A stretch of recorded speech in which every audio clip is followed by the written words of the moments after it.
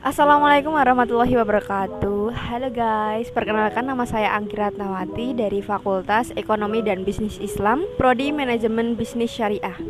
Di sini saya akan memaparkan materi berkenaan dengan segmentasi pasar internasional dan bauran pemasaran. Apa sih segmentasi pasar itu? Segmentasi pasar adalah strategi yang dilakukan oleh perusahaan untuk membagi ke beberapa konsumen seperti kategorinya kebutuhan, karakteristik maupun perilaku yang berbeda dari dalam suatu pasar.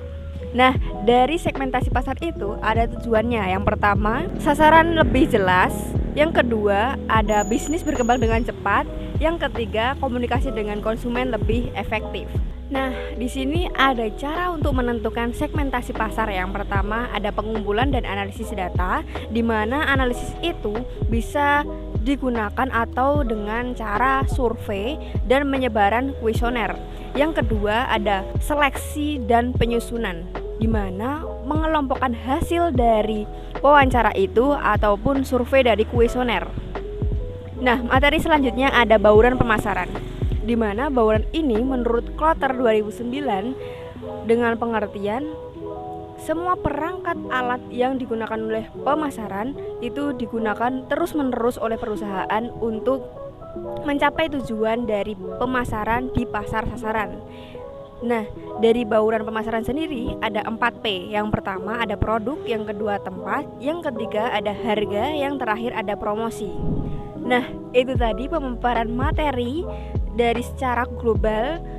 Selanjutnya saya akan memaparkan hasil mini riset di UMKM yang sudah berkembang di internasional. Check it out.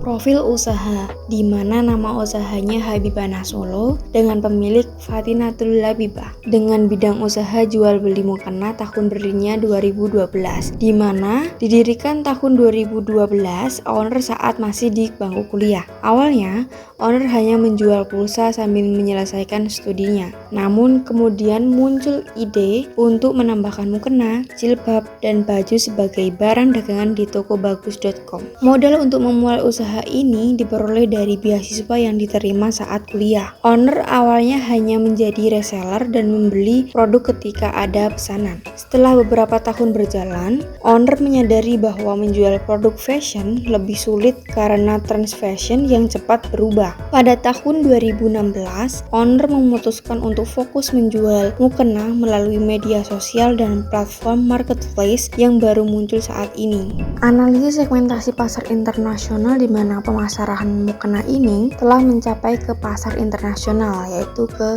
Malaysia dan Hong Kong, di mana target pemasaran ini berbagai reseller yang bekerja di negara lain dengan sasaran semua muslim. Dari situ, reseller juga bisa request motif atau corak sesuai dengan budaya negara tersebut.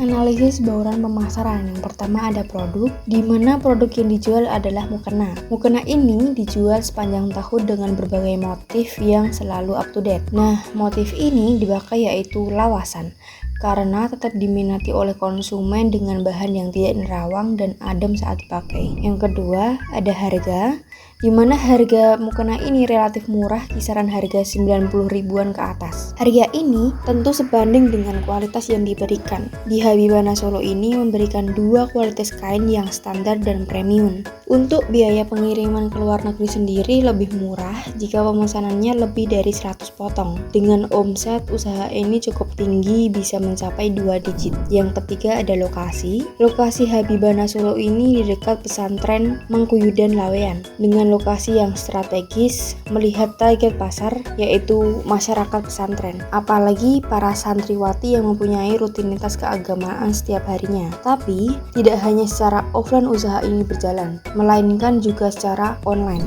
Yang terakhir ada promosi. Habibana Solo ini promosinya ke berbagai di media sosial seperti Instagram, Shopee, dan Facebook karena jangkauan di medsos sangatlah luas. Owner juga mempunyai reseller yang ada di kota-kota besar di Indonesia dan reseller yang tersebar di luar negeri seperti Malaysia dan Hong Kong. Untuk menjaga silaturahmi dengan reseller, owner Habibana Solo ini juga berusaha bertemu secara tatap muka, mengunjungi ke berbagai reseller saat berpergian ke luar kota. Nah, cukup sekian pemaparan materi dan mini riset yang saya lakukan. Jika ada salah kata mohon dimaafkan. Wassalamualaikum warahmatullahi wabarakatuh. See you guys.